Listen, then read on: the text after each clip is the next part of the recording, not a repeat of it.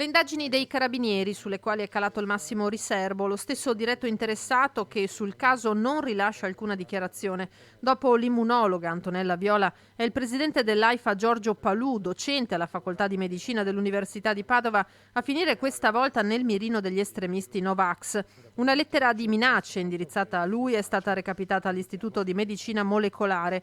La busta non affrancata conteneva una lettera scritta a mano da un anonimo che è stata poi consegnata e posta sotto sequestro dai carabinieri che hanno predisposto un'attenta sorveglianza anche dell'abitazione di Palù nel Trevigiano. Episodio che ha suscitato un'ondata di solidarietà nei confronti di Palù, a cominciare dal presidente del Veneto Luca Zaia. Ancora minacce e attacchi di violenza verbale non possono essere giustificati da nulla, tantomeno dal voler contestare il lavoro di uno scienziato autorevole e impegnato in prima linea nella strategia di lotta contro il Covid, come il professor Palù scrive: esprimo al professore la totale vicinanza mia e dei veneti. La solidarietà è totale nei confronti del professor Palù, che tra l'altro sta dando davvero un contributo importantissimo per far uscire la nostra comunità da questa situazione pandemica davvero che sta creando dei disagi enormi, e quindi la solidarietà è totale. Ovviamente la solidarietà è nei confronti di tutti coloro che subiscono minacce e violenza di ogni genere. Parole di condanna per le minacce a Palù arrivano anche dal sindaco di Padova Sergio Giordani, che parla di follia Novax.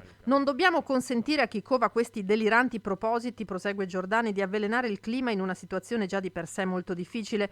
Stessa posizione da parte del ministro per i rapporti con il Parlamento Federico D'Incà, che condanna questi atti che comunque non fermeranno, aggiunge, il lavoro degli scienziati. Purtroppo questi episodi ormai sono all'ordine del giorno, come se minacciare coloro che sostengono la bontà dei vaccini possa essere la soluzione. Ecco, io credo che invece sia qualcosa di vergognoso, e spero che le forze dell'ordine riescano a risalire ai responsabili di queste e di tutte le altre minacce, perché è ora di dire basta.